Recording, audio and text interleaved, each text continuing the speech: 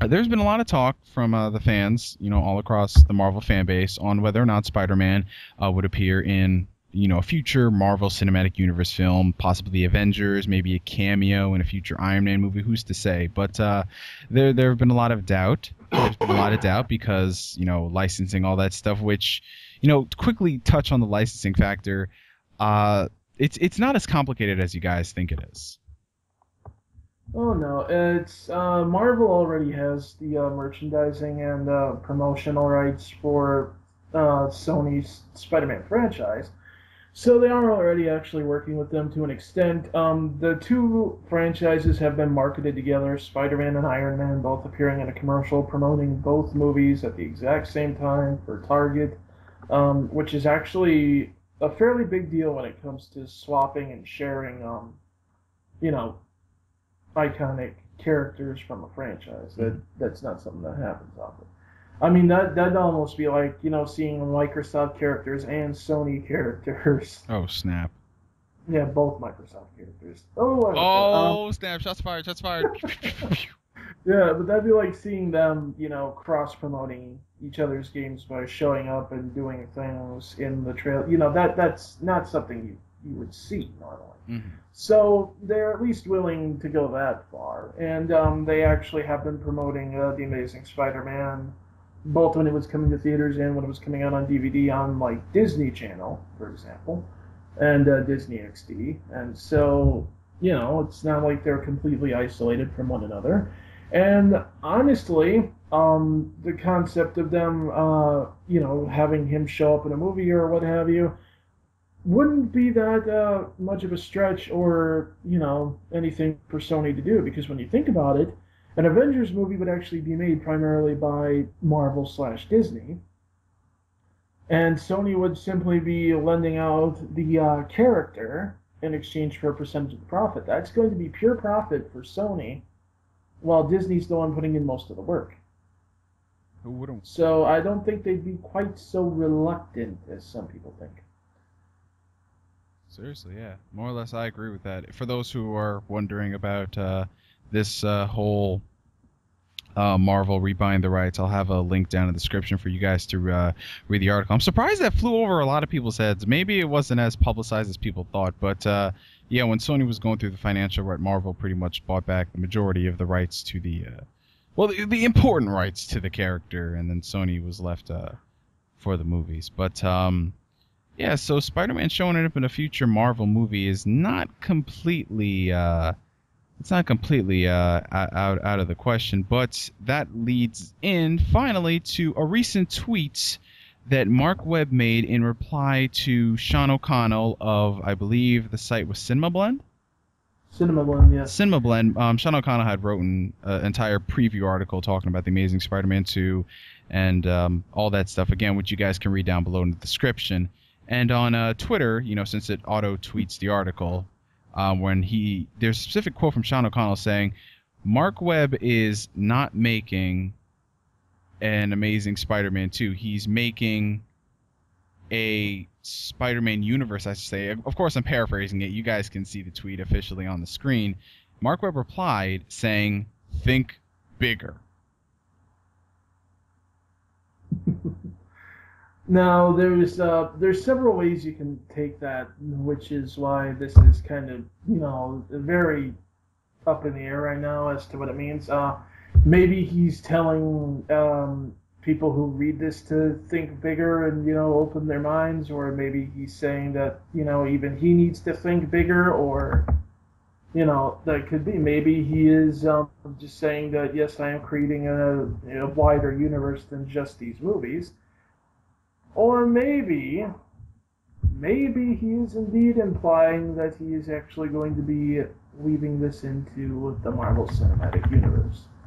Again, peeps, you got to use your imagination on this one. All will be revealed within the next, I don't know, year and a half or so. It's actually not even that far. We're already into February, so we only have 14, 15 months till this thing drops.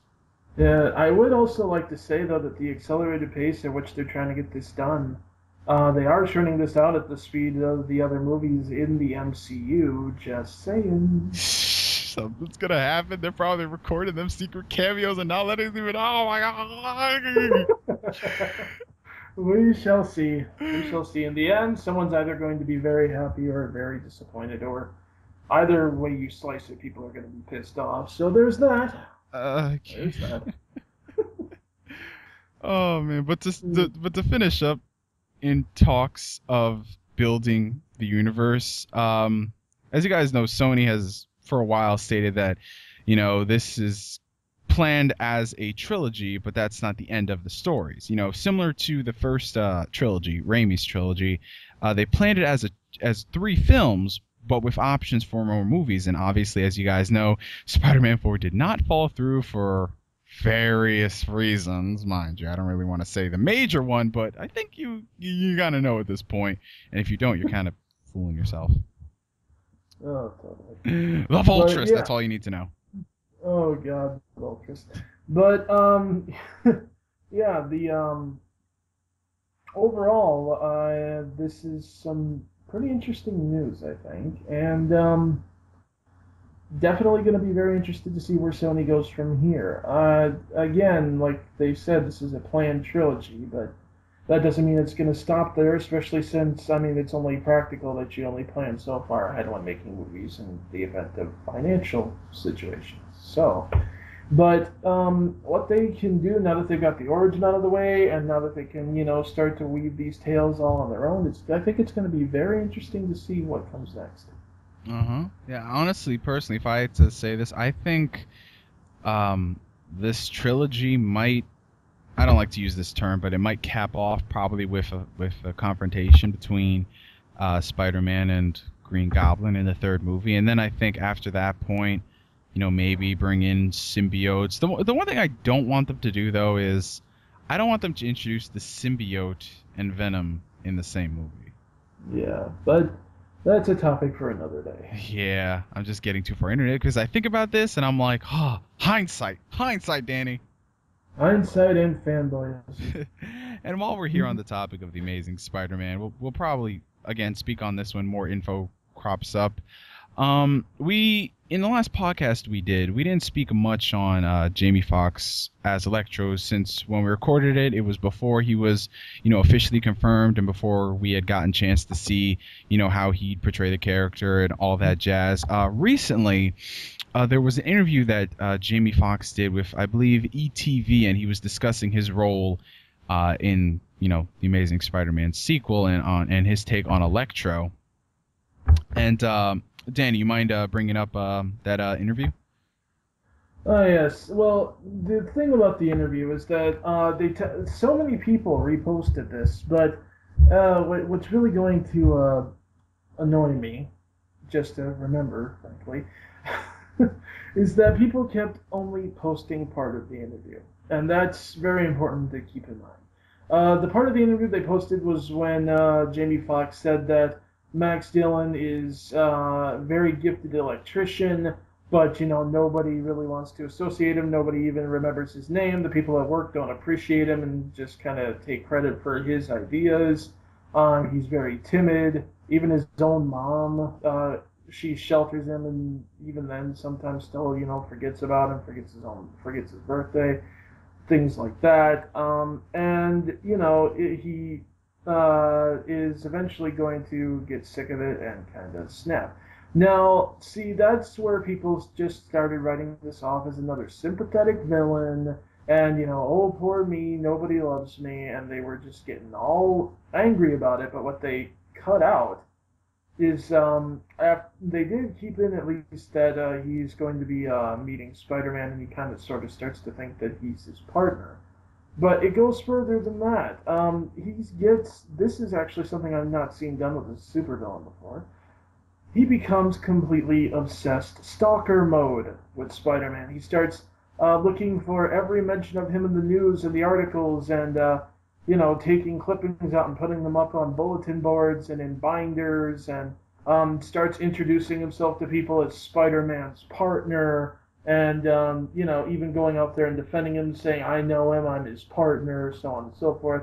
And then it's when Spider-Man does something that makes him think that even he is forgetting about him, or doesn't care about him or doesn't take him seriously, that he snaps and turns on him.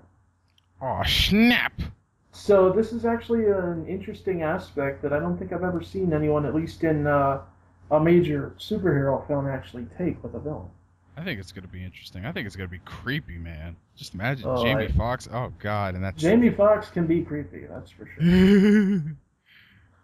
It's yeah, but based on that alone, I think it's gotta be certainly something you wouldn't want to miss in terms of like how a villain would be portrayed, because I guess one of the tropes that you're seeing people are is like, oh, all the villains, they're all the same, they're all sympathetic, oh man, Spider-Man and this, and then it kills them off in the end. I mean, like, no. The fact that the Lizard survived at the end of the last film does open up possibilities, and the inclusion of Rhino and all this other stuff, it does lead into something potential, again, in future movies, in our discussion for another day, but you see, already we're getting into this because there's a lot to speculate.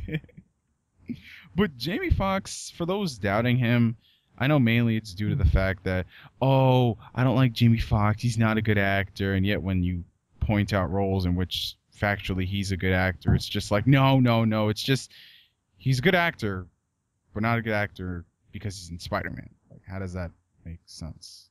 Yeah, pretty much. A good actor is a good actor is a good actor. I mean, it's before anyone comes in here with the racist claims that they're making him black, really. Oh, It's like people, because he's black, they now think he's gonna be a ghetto man and not know how to speak. That's well, way to send us back. Good job, people. Yeah, I don't recall people complaining when they, did similar things to other characters. So. Oh, but Electro, man, he's so awesome. I loved his PS1 game. I wish he was in a movie. He's in a movie. Oh, fuck Electro. He's a horrible villain, man. Give me Scorpion. Give me Vermin. They're better villains. Yeah, that's crazy. But that, I think, about does it. The tweet, the article, and the video interview are going to be down in the description. For your viewing pleasure, for your enjoyment, for your masturbation, whatever you want to do with it. Oh, wow. Well, hey, man, I'm not trying to alienate the crowd. Oh, that's true. It's progressive. Yes. No, progressive. Oh, God, we're going to get sued. Chloe's going to come over here and kick our asses. But I'll run. I can run. Yes, you can. Of course you can run. What are you trying to say? You have longer legs than me. Oh, okay. Oh, I see how it is. It's because I'm a Kingdom Hearts fan, huh? Exactly. Oh, yeah. And I think that does it for this time around. Probably. Thank you guys for joining us on our test run episode of Deconstructive Criticisms. Well, we're not going to call it that. That's the channel name. We're going to come up with a name for something at some point. So stay tuned. Adios, people. See ya.